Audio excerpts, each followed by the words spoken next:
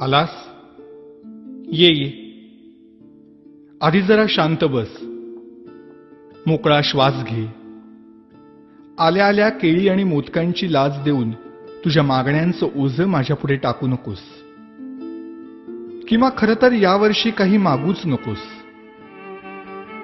मागच्या वर्षीच्या तुझ्या मागण्यांचं काय झालं हे देखील विचारू नकोस. कारण कितीही मागण्या पूर्ण केल्या तरी तुमच्या अपेक्षा वाढतच जातात. आता यापेक्षा मोठं पोट नाही झेपायचं मला. त्यापेक्षा असं कर, यावर्षी माझ्याच काही मागण्या पूर्ण कर. बघ जमतंय का?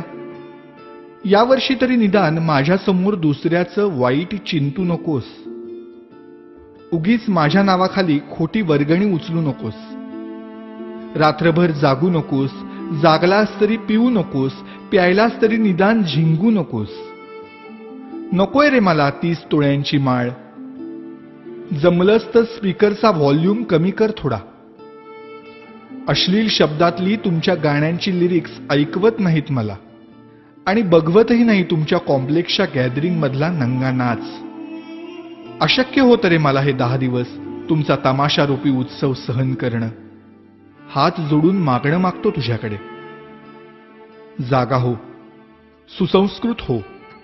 खोटेपणा सोड. स्वार्थ सोड. कधीतरी प्रामाणिक होऊन बघ. माणुसकीची नशा चढव. परोपकाराची झिंग चढव. 100% मेहनत कर. स्वतःला ईश्वरी अंश मानणाऱ्या लोकांपासून सावध राहा.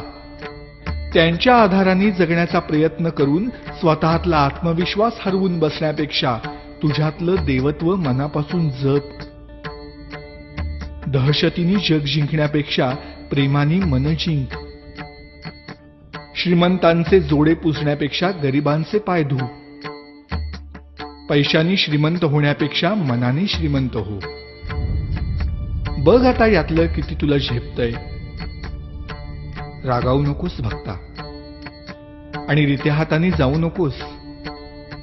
नेहमीच मागत राहण्यापेक्षा अखंड देत राहण्यातला आनंद तुला लवकर लाभो. हाच माझा आशीर्वाद.